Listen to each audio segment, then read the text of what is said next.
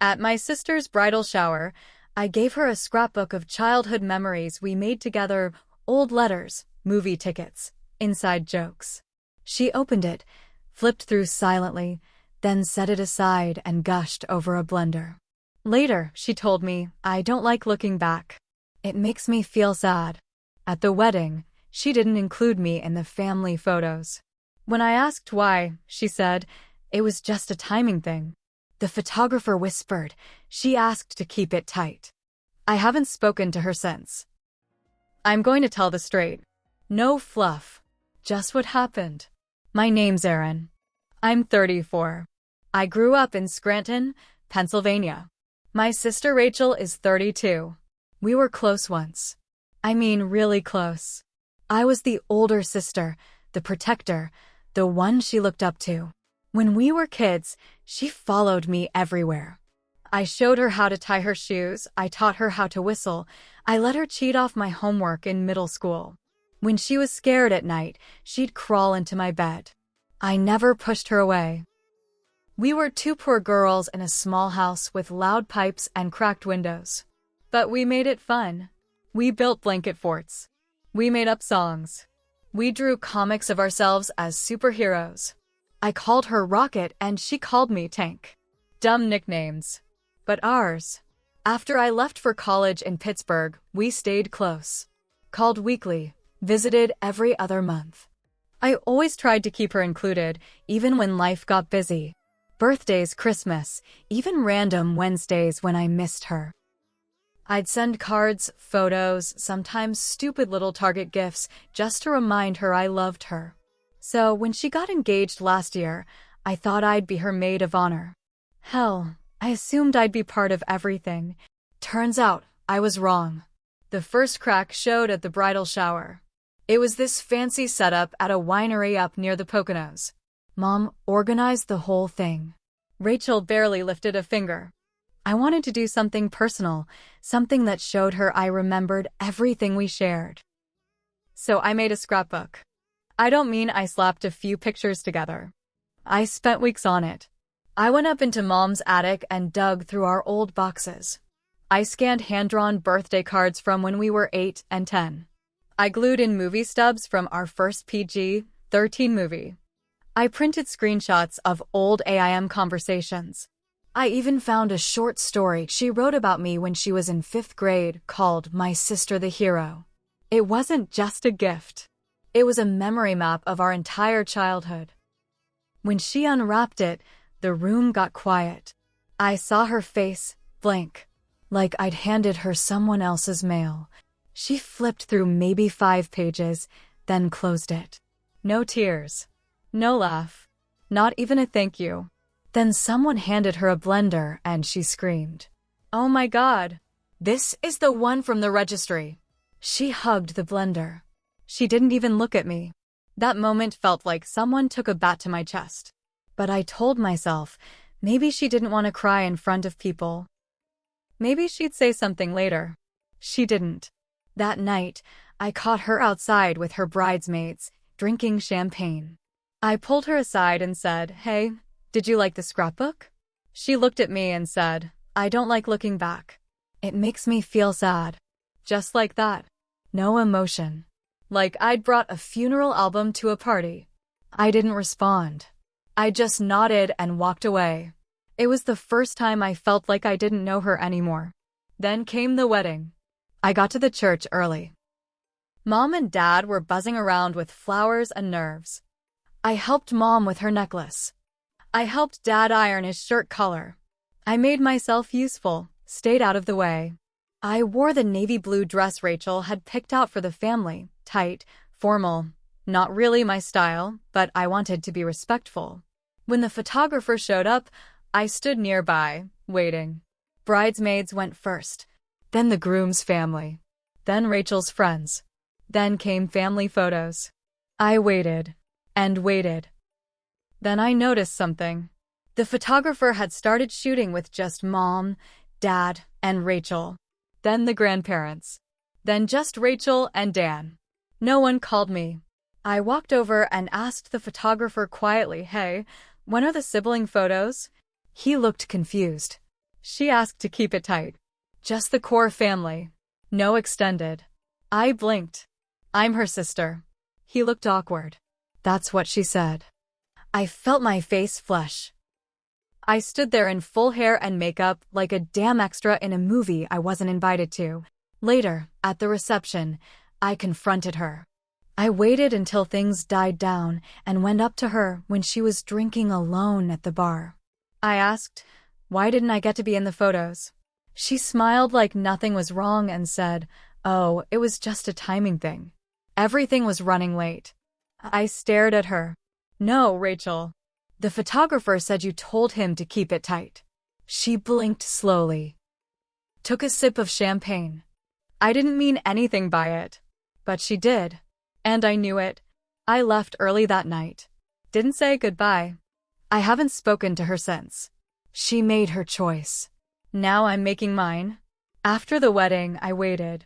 Not because I hoped she'd call. I knew better by then. But I waited to see if it would hit her, if some part of her would realize she messed up. She never reached out. No thank you card. No sorry if I hurt you.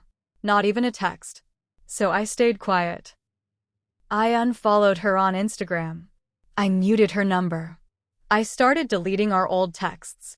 But it wasn't enough. I could still feel the scrapbook sitting on her shelf or stuffed in a closet like a mistake she didn't want to deal with. A month passed. Then 2. Then Thanksgiving came. Our family always did it together. Mom, Dad, Rachel, me, a couple cousins and uncles. This year, Rachel hosted. First time in her new home with Dan. I wasn't invited. Mom tried to play it down. It's just a small thing this year, she said on the phone, voice tight. I could hear Rachel laughing in the background. So I made my own dinner. Sat at my kitchen table alone, drinking boxed wine and cutting my turkey with a steak knife. The silence was so loud, it felt like a scream. That night, something snapped. I opened a locked bin I hadn't touched in years. It had all our old tapes, VHS recordings from when we were kids. Birthday parties. Dance recitals. One where she fell off her bike and I carried her home on my back. I digitized them. All of them. Then I edited. I took out every clip of her. Every single one. All the good memories? Gone. I replaced her with static, or I cropped her out. The birthday where we shared a cake? Now it was just me and my slice. The time we both sang in the school play? Now it looked like I did a solo. It was obsessive. Petty. But I didn't care. It made me feel better. Then I went through all the photos in Mom's attic, hundreds of them. Every time I found one of Rachel and me together, I took a blade and sliced her out. I made a new album. Me and only me. I called it My Real Childhood. It didn't stop there. One night, around Christmas, I logged into our old email account. Years ago, when we were teens, we'd made a shared Gmail to keep track of dumb stuff. I was the one who set it up. She probably forgot it even existed. It had old messages, attachments, inside jokes. Even a list we'd made of things we'd do as old ladies, like move to Florida together and yell at tourists. I forwarded everything to myself, then changed the password. Deleted her name from the account recovery info. Wiped it all. If she ever remembered it, she'd find an empty inbox. 2 weeks later, Mom called. Said Rachel was feeling distant, and maybe I should try reaching out. I laughed. She's not distant. She's done. I'm just making sure it stays that way. Mom got quiet. She said you gave her something at the shower that made her feel weird. Something emotional. Yeah, I said. It was called our childhood. She didn't laugh. After New Year's, the final twist came. I got a card in the mail. From Rachel. I stared at it for a long time before opening it. The envelope was white. Clean handwriting. No stickers, no doodles. Just my name. Inside was a wedding photo. It was her and Dan, smiling on the church steps. A note was scribbled on the back. I thought you might want to see how it turned out. Thanks again for the scrapbook. No apology. No warmth. Just a picture of the day she erased me. That's when I realized something else. She didn't just stop needing me. She wanted to forget I ever mattered. The wedding photo stayed on my kitchen counter for 3 days. Every time I passed it, something inside me burned. She'd sent it like it was some kind of peace offering. But it wasn't peace. It was a reminder. She looked so happy in it, like her life was perfect now that I was no longer part of it. I didn't tear it up. I didn't burn it. I mailed it back. No note. Just the photo in the same envelope with a return address this time. A week later, I got an email. Not from her. From Dan. The subject line was enough. It was short. Cold. He wrote, "Aaron, Rachel got your package. She's been upset since. I'm asking you, as her husband, to stop trying to cause problems. Please respect our boundaries." Then that was the moment I knew she wasn't just moving on. She'd painted me as the villain. I didn't reply. I didn't need to. But I started looking closer, checking online, digging in places I hadn't before. And I found something. 6 months before her wedding, Rachel had started a blog. A private one, linked to her Pinterest under a fake name, Future Mrs. Homebound. Dumb name. But the posts were public. And in them, she wrote about cutting out toxic ties, about childhood wounds that never healed. She never named me. But she didn't have to. One post hit me like a brick. Sometimes, the people who were there from the beginning are the ones who hold you back the most. Letting go isn't cruel. It's survival. Another post was dated the week of her bridal shower. Today someone gave me a gift that reminded me of everything I used to be. But I've changed. That version of me doesn't fit anymore. I'm done pretending I owe anyone my past. She was talking about the scrapbook. I sat there at 2 a.m., shaking. She hadn't just moved on.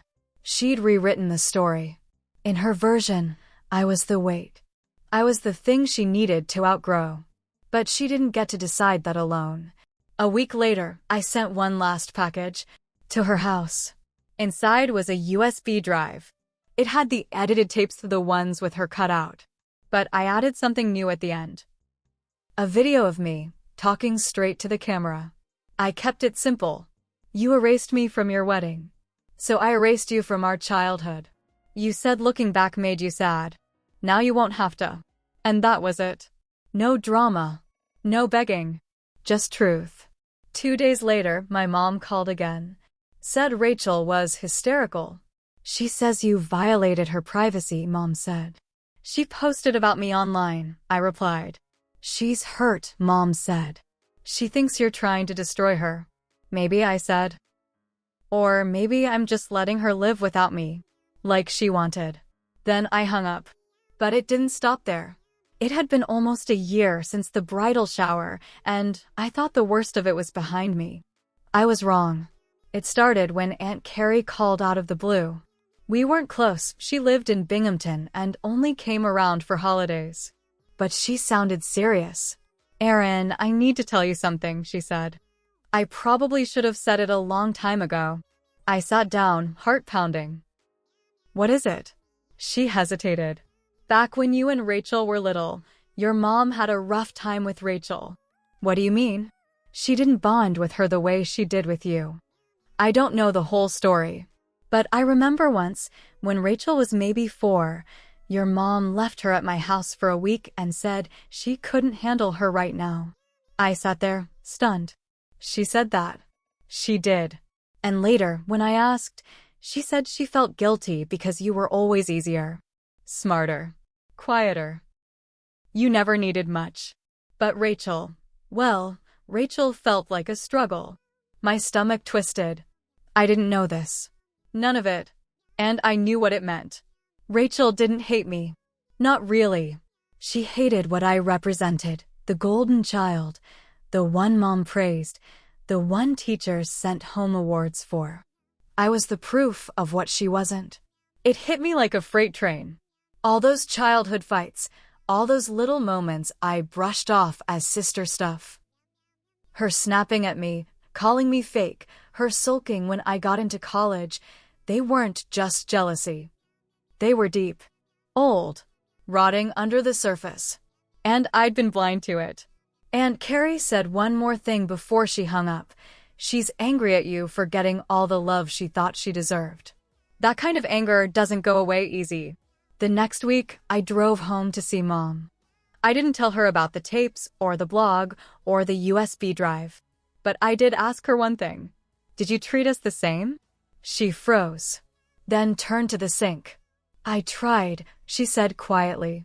That's not what I asked. She didn't answer. Just kept her back to me, scrubbing a dish that was already clean. That was my answer. I left without finishing my coffee. 2 days later, I got a message. From Rachel. The subject line, "Do you want to talk?" I stared at it for a long time. My hands hovered over the keys. I almost said yes.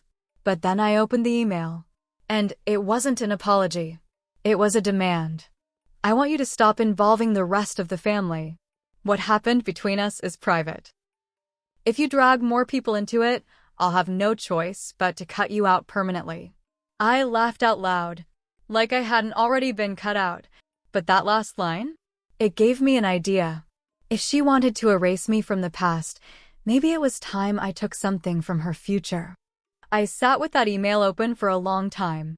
The nerve of her telling me to stop involving the family. Like I'd started this. Like she didn't leave me standing alone in that church parking lot in full makeup and heels, waiting for a photo that never came. I didn't respond. I went quiet again. But not idle.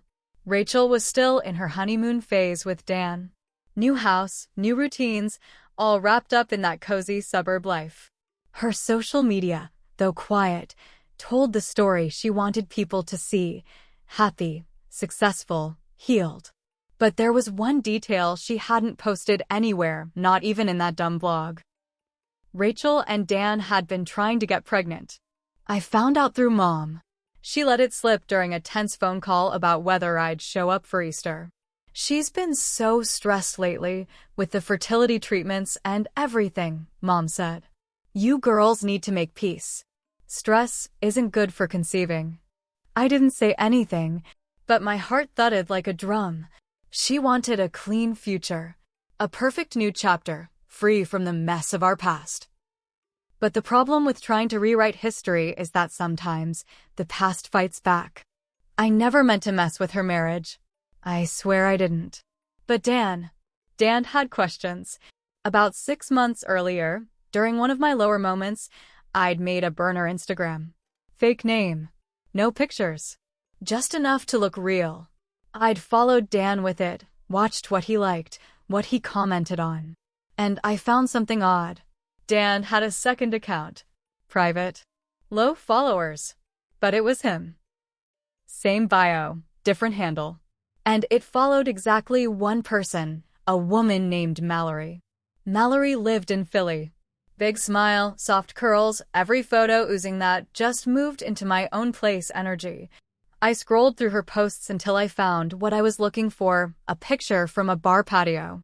Tagged location, the Crooked Nail, Harrisburg. Date, 1 month before Dan and Rachel's wedding.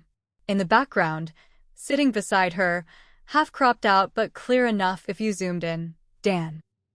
Arms slung around her shoulder.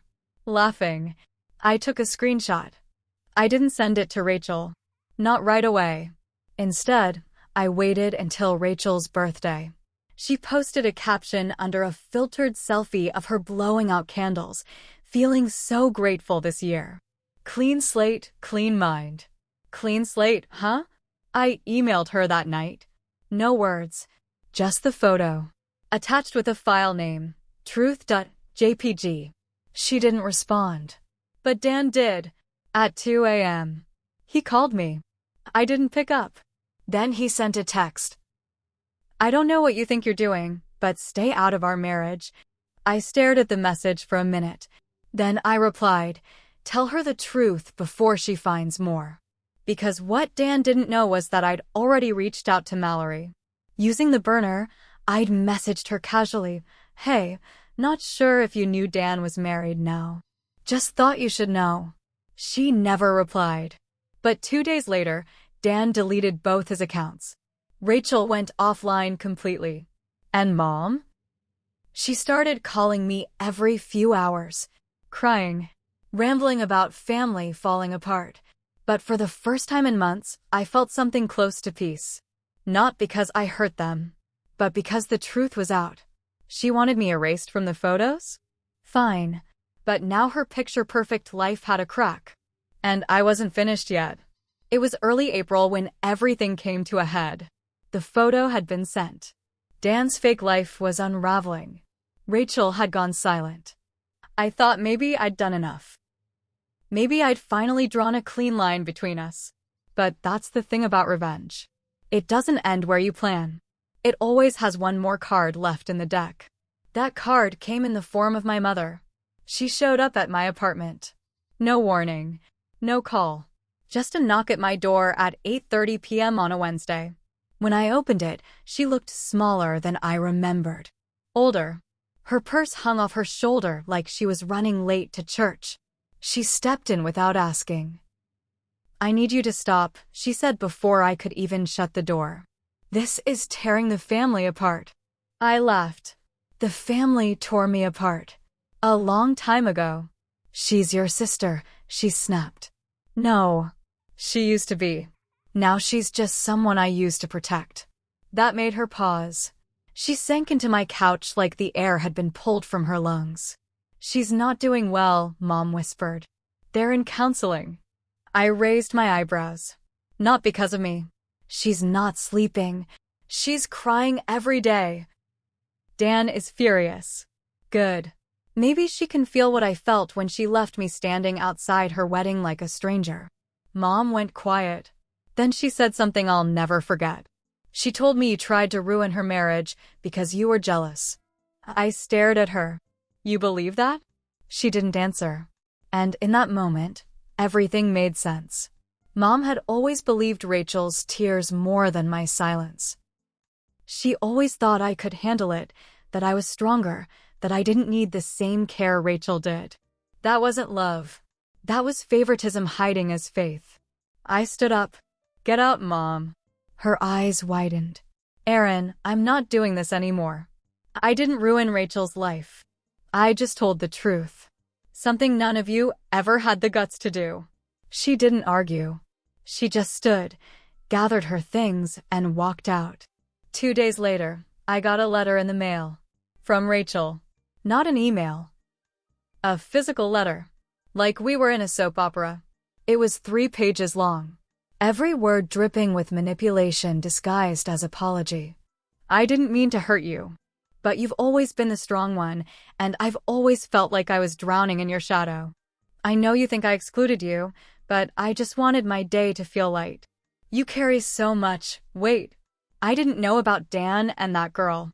But even if you were right, the way you handled it was cruel. Then this line. You took something from me that I'll never get back, my sense of peace. That's when I realized she hadn't changed at all. She still thought she was the victim. That letter wasn't a truce. It was a warning. I forgive you for exposing me, now stop. But I wasn't done. Because while she was busy trying to clean up her image, she forgot one thing. That scrapbook. The one she flipped through like it was junk mail. I still had a scanned copy. And it was beautiful. I uploaded it anonymously to a local blog in Scranton that featured community stories, homegrown memories. They published it in a series. Page by page. No names. Just sisters from Scranton, a childhood in pieces. People loved it. The comments were full of strangers saying it reminded them of their own sisters, their own summers, their own losses. It got shared on Facebook. Even picked up by a small local paper. Rachel knew it was hers.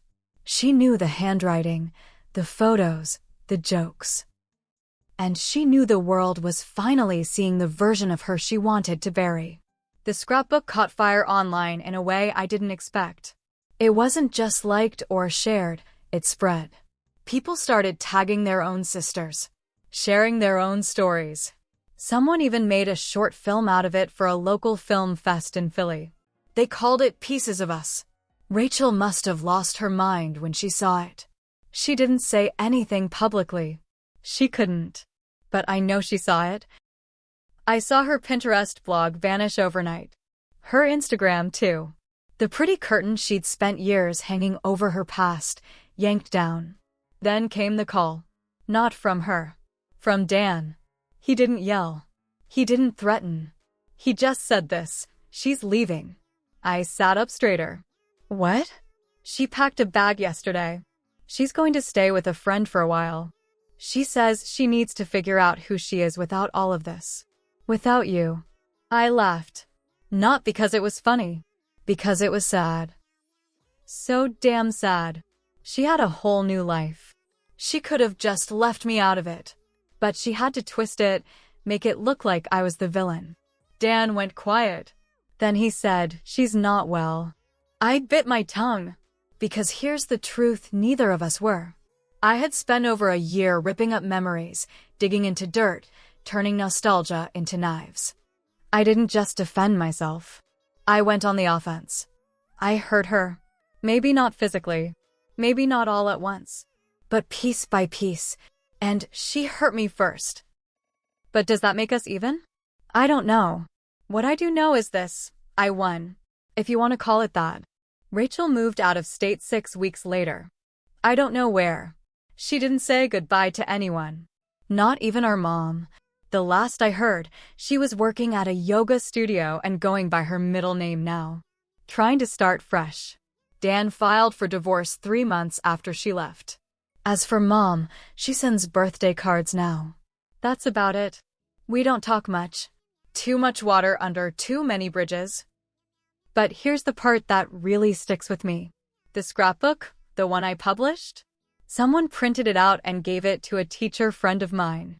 They use it in her creative writing class now. As an example of personal storytelling. That same teacher emailed me one line that stays burned in my head: "You can't control how people remember you, but you can control the version you leave behind." So yeah, Rachel cut me out of her wedding. So I cut her out of everything else. And when it was done, I made sure that when people looked back at what we had, my side of the story was the one that lasted. Maybe that's not peace, but it's something close.